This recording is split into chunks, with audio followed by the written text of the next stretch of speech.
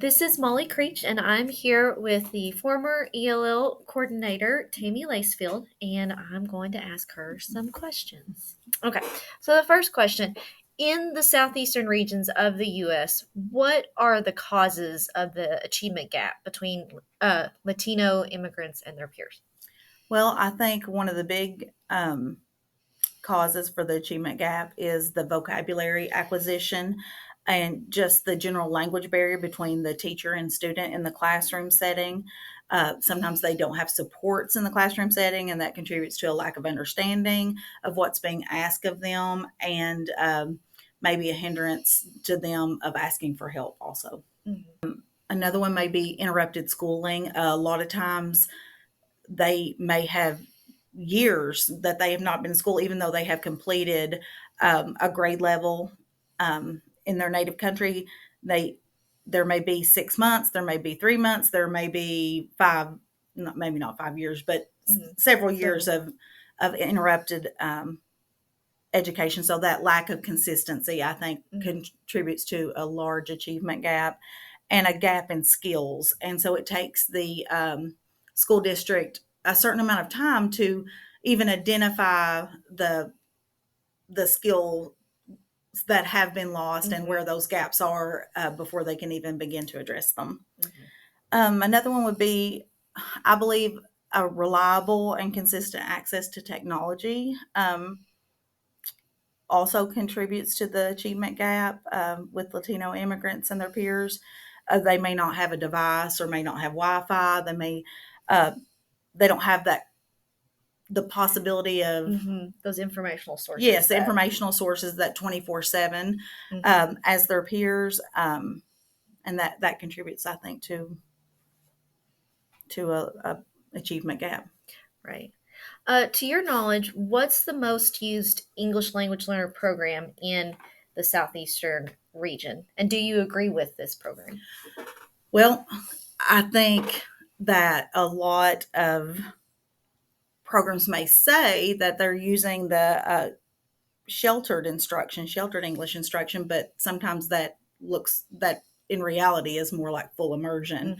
Hmm. Um, and I don't agree with that because I think that there needs to be supports in the classroom Hmm. for EL students and resources available to them, and not that sink or swim Hmm. um, type of mentality that I think sometimes goes along with full immersion programs, and it puts them at a huge disadvantage, Hmm.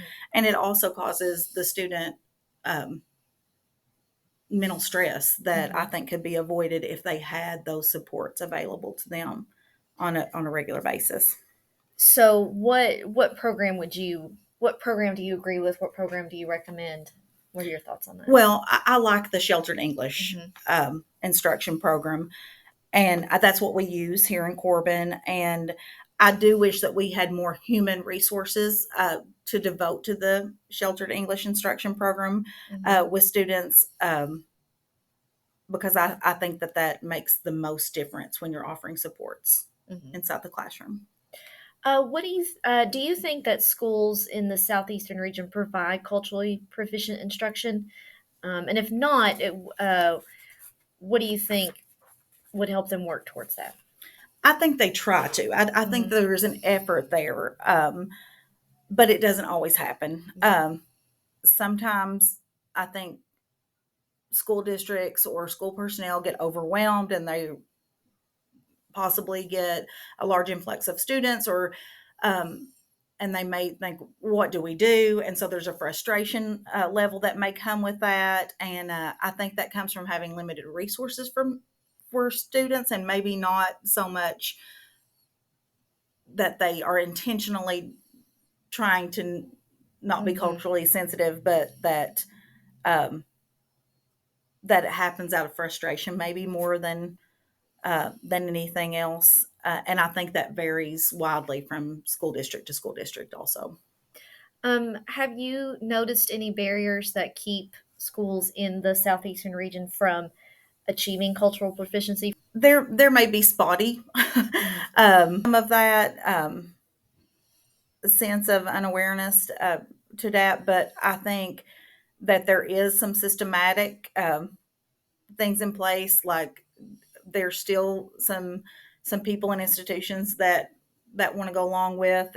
You need to speak our language. I think that there's sometimes a fear that people don't want to compromise their culture uh, for another, or they think that by celebrating or empowering another culture, that sometimes that minimizes their own, which I don't agree with. But I definitely think that there's some of that still in place in our southeastern region. And we could, one of my questions is just your knowledge of schools that, not schools, but states in the southeastern region that have English as their official language. Um, and then does that policy affect other professional social services in the Latino community? And so we know we've got North Carolina, South Carolina, Tennessee, Florida, Georgia, Kentucky, and Mississippi. They do have English as their official language. So do you think that affects professional services in those states?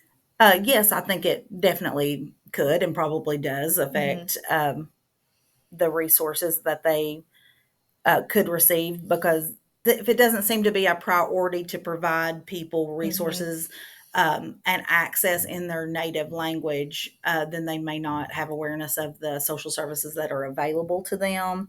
I do think that varies greatly from local agencies within those state systematic resources, such as the health department. Health services, I think it depends on the leadership and management of those local offices and how in tune they are and willing to make an effort to provide information and services to families. What state laws in the southeastern regions do you think help or hinder Latino immigrants in these areas?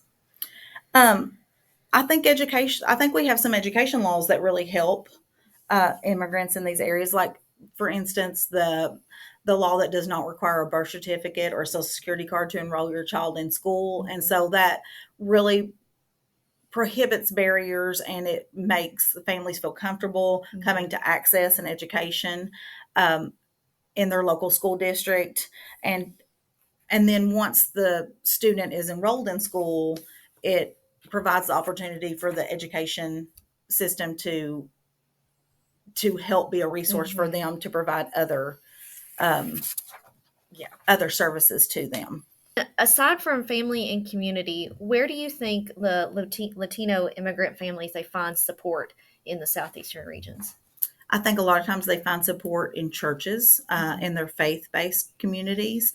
I think it's probably a very important social structure for them. Uh, I see they sometimes can find school resources services that I mentioned. I think the more we can offer, like family engagement type activities, and maybe help connect families better, they may provide some um, even in school, and that leads to outside involvement as well.